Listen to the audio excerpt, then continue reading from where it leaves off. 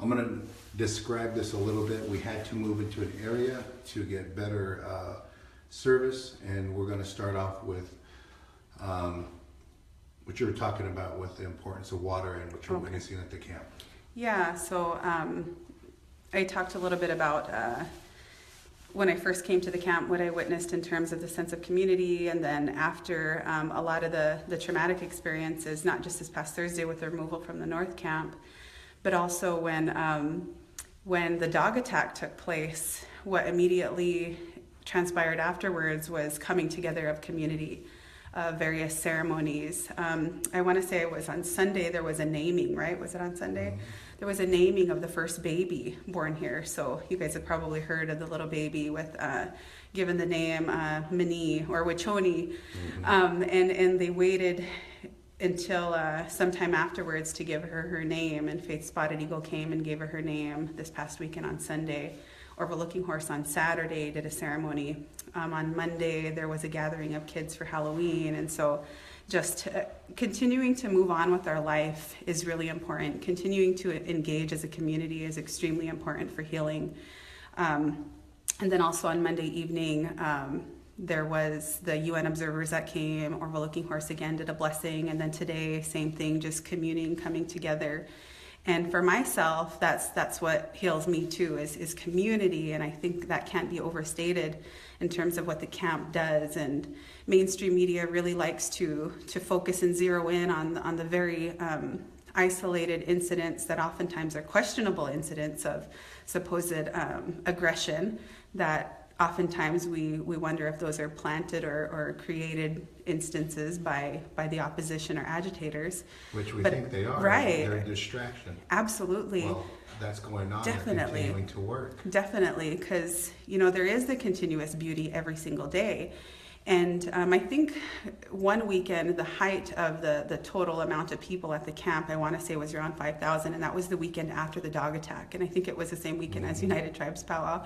There's tons of people in the camp, like all over, tons of people. The hotel was booked, Bismarck was booked, and everybody was here, and it was just beautiful. And so 5,000 people at the peak, but then even in addition to that, I want to say at least an additional 5,000 to 10,000 more have come and gone in the last few months. So estimating between 10 to 15,000 people that have come and gone since that time. They're, in terms of that large number, 15,000, we'll say 10 to 15, when there are very small isolated pockets of supposed aggression. I mean, again, that's a distraction, like you were saying, because there's the daily beauty, there's the daily prayer in the morning, there's the coming together of new friends, and so it continues to be beautiful. It continues to be healing. Even in the chaos, it's beautiful. Yes, it is, absolutely. Yeah. So with our people back home, what do you want our Paiute and Shoshone relatives to know back home? Yeah, well, first of all, that I'm meeting a bunch of Shoshone and Paiute people. Obviously, Myron is Shoshone and Paiute, Noah and Nama. Ran into Lucy Longtree. I see a bunch of relatives from. I really was happy one time. This was when the original front line, which we no longer have access to. We were walking up there to do a prayer walk, and I saw a woman.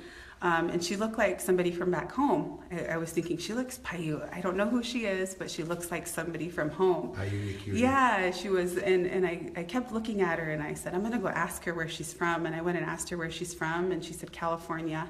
I forget which Paiute of California, but I said, what tribe? And she said, Paiute. And I said, I knew it. I knew you were Paiute. And we just hugged and met some more people from, like I said, California, Nevada, Idaho, that are Paiute and Shoshone, and we're all here, and because water is very, very, very sacred to us, this is a fight for all of us. This is something that's dear to our hearts as well.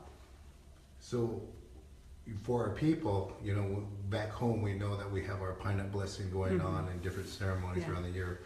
What is it that Standing Rock needs to know that we brought here from back home and to help protect the tribe here? I'd say for yourself as an example. I think just a really deep reverence for the water. In the earlier video, I said in our Paiute language we have an expression that is a word of just like blessing yourself every time you touch the water, and that expression is bua, and so coming from maybe right. Well, geez, I don't know how to say it. Myron speaks much better Paiute than me. Puhaba. Yeah, puhaba, sacred water, absolutely. Mm-hmm. Puhaba is our words for sacred water. But in our tradition, it is so central to our ceremonies, to everything. We know that water is life and water is everything. And I shared a story with some others about my great-grandmother who was blind, who I grew up seeing, and she passed away when I was 4, but I have very early memories with her. And every time that she would take a bath, she would be praying in the water constantly, like putting the water over herself, just praying. And she would ask us to come in and wash her back, and very modestly she'd be in her undergarments, in the bath and asking us to wash her back, but we got to see her. And I'm so thankful that I was able to witness that from my great-grandmother, and one of the oldest ones to really live that way of life in the way that our ancestors did. And so that imprinted me forever. And so growing up as a young girl, water again was constantly a source of healing and a source of strength. So as a little girl, I'd have a bad dream and my mom would say, go splash water on your face and say a prayer. Go put water on yourself. Go drink water. And before you drink the water, you pray over it, because that water has a spirit in it. And when you pray into that water, you're putting your energy into it. You're putting your love into it. And then whoever goes and then drinks that water, whether it's yourself or someone else, they get a healing, because that water is extremely powerful. But when we taint that water with toxins and chemicals, we take some of that, we take that spirit out. That water is no longer in its purest form. And what happens to this main water source of the Missouri River happens to us all. And we know it's like a domino effect. If we don't stand up for what is sacred to all of us, it will only be a matter of time before it literally is in our backyards. So, but even though it isn't in our home territory, that spirit being connected to the earth, our Mother Earth, our Paiute, as we say it, it's connected to all of us. Mm-hmm. So you said Paiute. Can you explain the relationship is with our women to Mother Earth? Yeah. Actually, I'm going to talk about Stone Mother super quick. Stone Mother is a Paiute figure in material form. She's a stone rock formation in northern Nevada, right along the Pyramid Lake. And there's a story. She's basically the matriarch. There's a story about her. For the Quiwi eaters, or the people of Quiwi. Yes. Yeah. So it's and my dad descends from that region. My mom is more Idaho. But anyway, Stone Mother, I want to try to tell the story as quickly as possible. She originally was married to a bear. She married a bear, and that bear was a bear, and he was mean to her. So she essentially leaves the bear. And then while she's leaving the bear and venturing out, she encounters monsters, and she kills the monsters. And so really embedded in that story is this idea of the strength of a woman. If a man is mistreating you, you're strong enough to leave him, and you should. So she leaves him, and then she encounters monsters, and those monsters, she kills the monsters too. Then she eventually goes to meet her husband, who she has children with, and those children then become the Paiute people. So she creates this nation. Her children eventually end up fighting, and so the father sends them to different directions, and the mother sits there and cries. And again, this idea of crying and the strength of women's emotions isn't a bad thing. It's a beautiful thing. It's a thing that gives life. So she cried and cried until she turned to stone, and until a saltwater lake formed around her. And that today is a Pyramid Lake, a saltwater lake, and one of the few saltwater lakes in the region. But that lake is where the Quiwi fish are, and they're found nowhere else, and that fish is the primary food source of the Paiute people. So Stone Mother gave life to her people with that river, or the lake, but she's a part of the earth. She's connected to the earth. So she in herself is sort of this manifestation of Mother Earth, this life-giving source that also produced water through her beautiful emotions that are power. It showed that this balance of her strength in order to leave the bear, to slay these monsters, and then to own her love for her children and not be afraid to cry, and to show her emotion, that in itself is power. Mm-hmm. So, and again, that's also like a microcosm of what Mother Earth does, right? Mother Earth has 4 seasons. Mother Earth is alive and pulsating.